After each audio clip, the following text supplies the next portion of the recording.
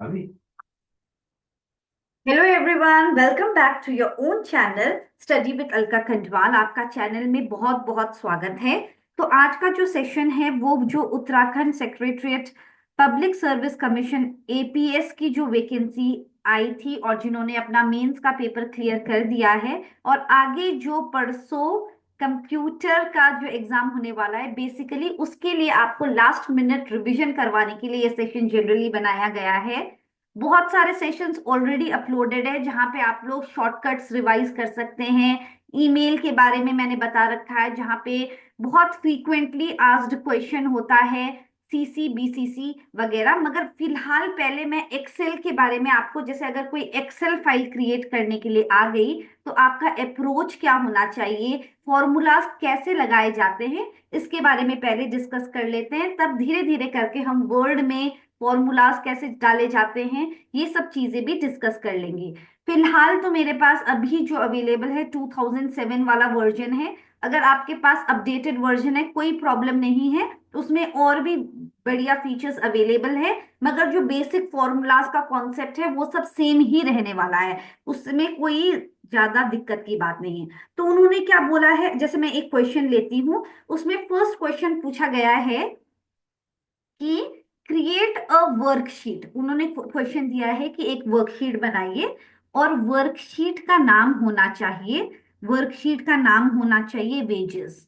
तो जब वर्कशीट का नाम है वेजेस, ठीक है, ये बात हम ध्यान रखेंगे। उसके बाद एक टेबल दे रखा है जो कि हमको बनाना है। तो ठीक है, तो पहले हमने एक्सेल ओपन किया। एक्सेल ओपन करने के बाद हमने क्या करना है, यहाँ पे आपको दिख रहा होगा राइट हैंड साइड में शीट वन, इसको हमने डबल क्लिक करना है और इसमें उन्होंने बोला है वेजेस का नाम दे दो। तो मैंने यहाँ पे वेजेस टाइप कर दिया। जब मैंने वेजेस टाइप कर दिया उसके बाद एक टेबल दे रखी है। अब देखिए कि लेबर लेबर आईडी और लेबर नेम दे रखा है।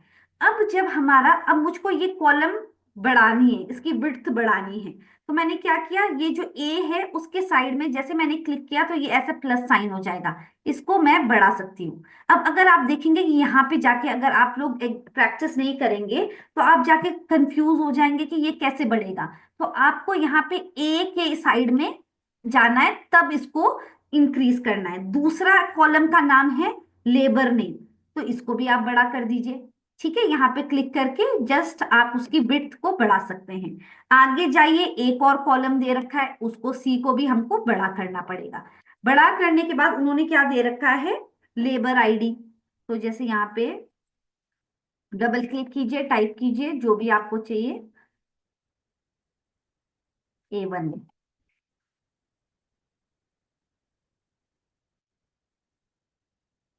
Labour ID. ठीक है, ये इस तरफ दिख नहीं रहा होगा, आप इसको क्लिक करके यहाँ पे सेंटर में भी जा सकते हैं। अब आपको दिख रहा होगा लेबर आईडी, यहाँ पे है लेबर, LAB, लेबर, और अंडरस्कोर दे रखा है। तो शिफ्ट और जीरो के बगल में एक की है शिफ्ट, और वो आप दबाएंगे तो अंडरस्कोर आ जाएगा, नेम।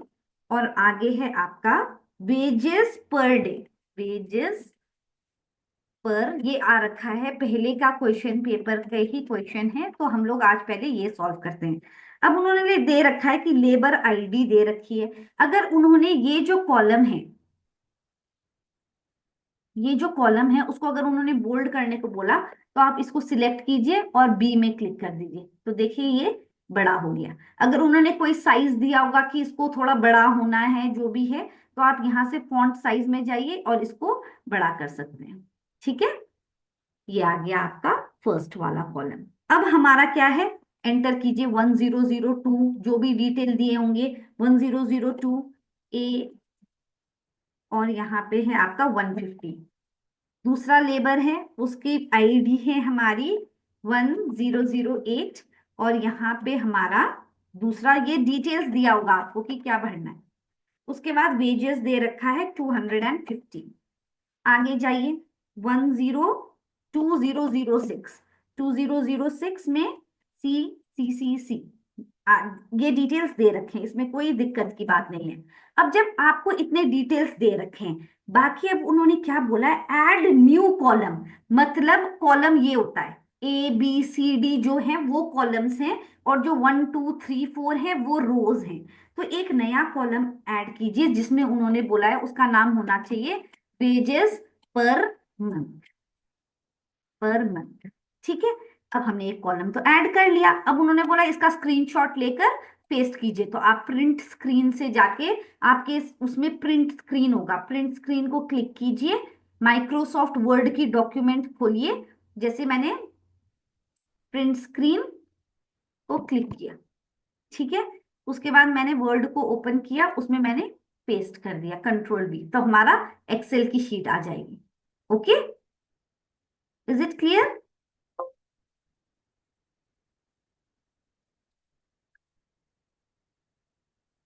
अब हमारा वेजेस पर मंथ है।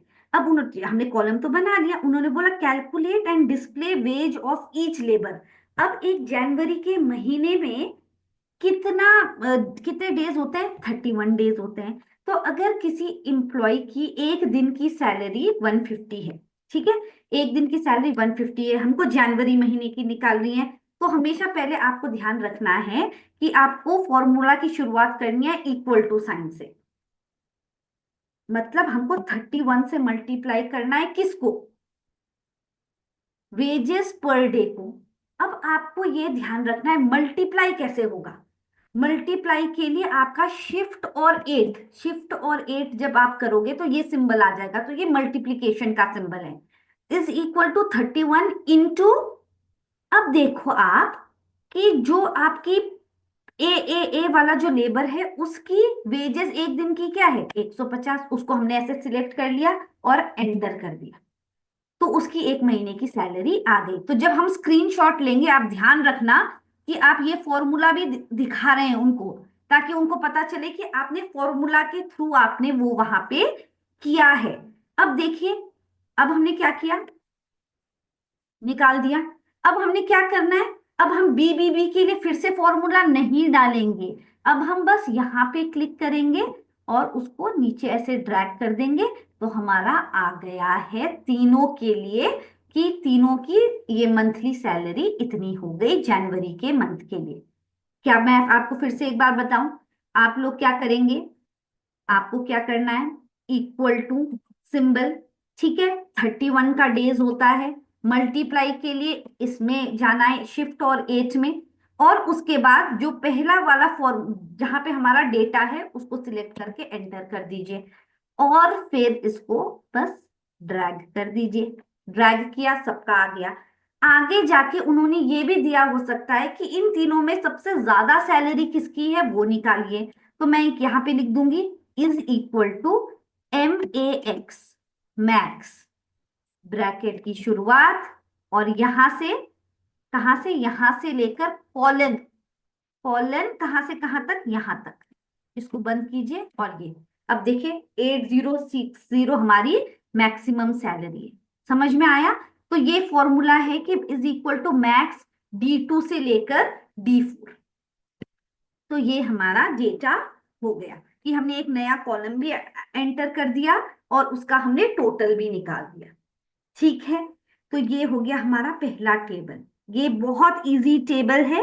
और एक दूसरा टेबल था कि जिसमें बोला है कि मिनिमम निकालिए, मिनिमम सैलरी, तो इज इक्वल टू MIN किया, यहां से लेकर यहां तक, क्लोज कीजिए, मिनिमम भी आ गई। यहाँ पे हम लिख सकते हैं कि मिनिमम, मिनिमम, मिनिमम लिख सकते हैं, और यहाँ पे हम लिख सकते हैं मैक्सिमम, मैक्सिमम। बस हो गया आपका। अब बाकी ये है कि अगर उन्होंने बोला कि एक और, अब ऐसे भी बोल सकते हैं वो कि एक और एंटर कीजिए, एक और शीट बनाइए, तो हम शीट 2 में चले गए। अब शीट 2 को हमने रीनेम कर दिया, रीनेम या डबल क्लिक कर दिया और उसका नाम रख दिया स्टूडेंट। अब उन्होंने बोल दिया स्टूडेंट में एंटर कीजिए roll number, roll number, name, और इंग्लिश की मार्क्स, मैथ्स के मार्क्स, और साइंस के मार्क्स। ठीक है, इन तीनों का टोटल करना है, टोटल, और इनका एवरेज निकालना है। अब हम क्या करेंगे, पहले ये बना देंगे, इसको हम सिलेक्ट करेंगे, इसको बोल्ड कर देते हैं, नेम को थोड़ा बड़ा कर देते हैं, बच्चों के नाम को, बस। ठीक है, अब उसके बाद हमने रोल नंबर 1 किया। रोल नंबर 1 ये तो आपको आता होगा, रोल नंबर 1, 2, जैसे 2 3 बच्चों के उन्होंने नाम दे रखे हैं।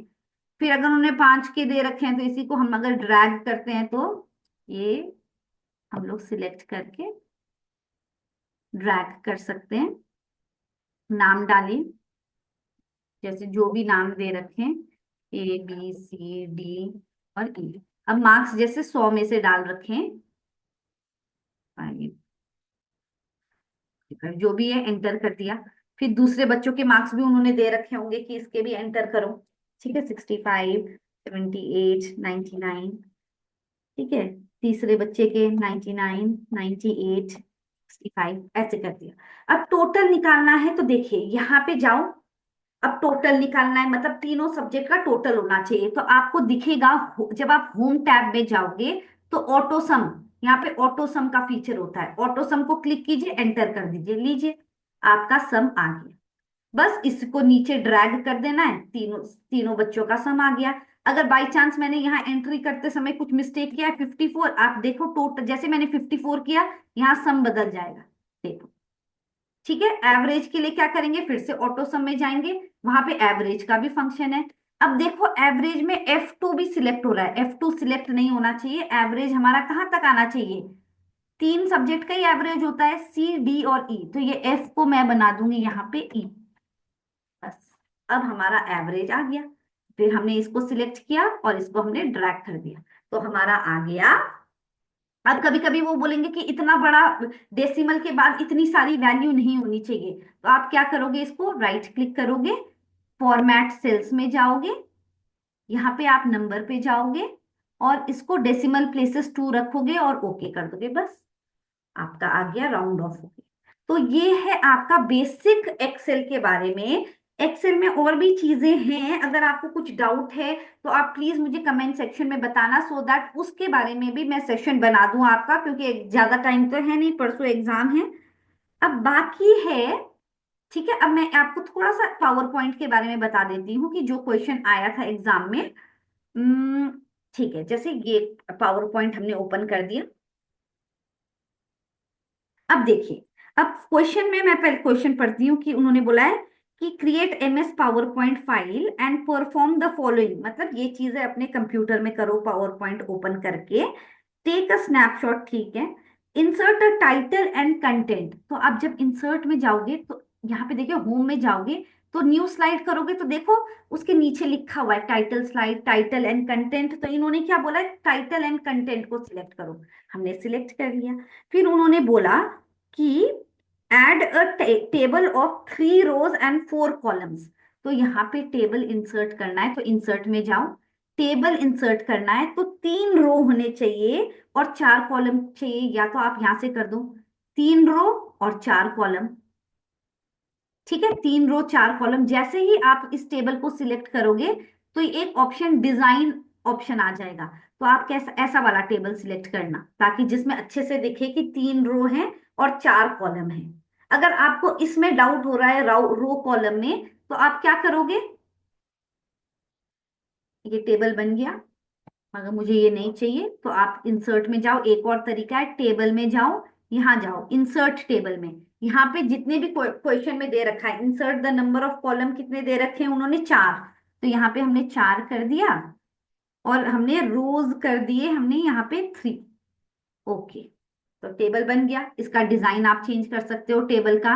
मैं मगर आपको प्रेफर करूंगी कि आप ऐसा ही बनाना जिसमें बहुत क्लियरली दिख रहा हो कि रो और कॉलम इतने। ठीक है, 3 3 रो हो गए, 4 कॉलम हो गए। उसके बाद बोल रहे हैं वो कि एक और स्लाइड इंसर्ट करो, न्यू स्लाइड में जाओ, एक और स्लाइड एंटर करो।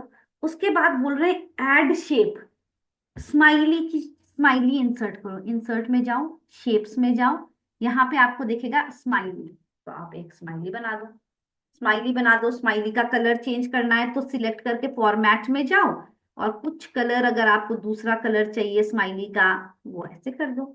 इस स्माइली को ऐसा रोना वाला बनाना है तो इसको ऐसे कर दो, रोने वाली स्माइली बन गई। और अगर हंसने वाली करनी है तो हंसने वाली, जैसा भी क्वेश्चन में दिया होगा तो उसके हिसाब से आप लोग कर लेना।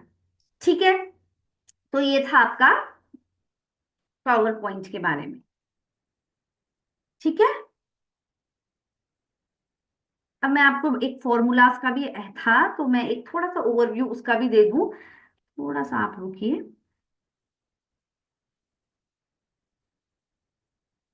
देखिए, अगर आपको एक बहुत इजी क्वेश्चन था कि अब देखिए, ये तो माइक्रोसॉफ्ट ऑफिस 2007 है, तो उन्होंने बोला है वाटर मार्क डालो। तो आप पेज लेआउट में जाओगे।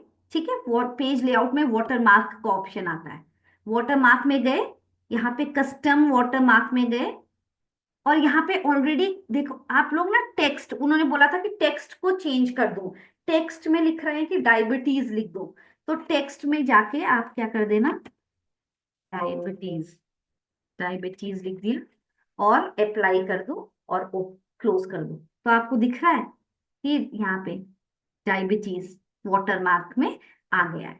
अब उन्होंने दिया है कि कुछ फॉर्मूलाज इंसर्ट करो। फॉर्मूला बहुत इजी इजी दे रखे हैं। इंसर्ट में जाओ, इक्वेशन में जाओ, उन्होंने बोला ये फॉर्मूला डाल दो। बस सिलेक्ट किया, डल गया हमारा एक फॉर्मूला। अब उन्होंने एक और फॉर्मूला दे रखा था, इंसर्ट में गए, इक्वेशन में गए, और वहां पे ये इक्वेशन दे रखा था पिछले के पिछले बार। तो ये है, इतना इजी है कि हमारा ऑलरेडी है वहां चीजें, हमको बस यूज करना आना चाहिए कि वो कहाँ पे अवेलेबल है। ठीक है, तो आज के सेशन के लिए इतना ही। बाकी आपको जो भी डाउट हो एक्सेल में या पावर पॉइंट, अगर आपको मेल की भी अलग से क्लासेस चाहिए तो डेफिनेटली आप मुझे बताइए कमेंट सेक्शन में। And all the very best for your exam. Thank you everyone, and don't forget to like share and subscribe. Thank you.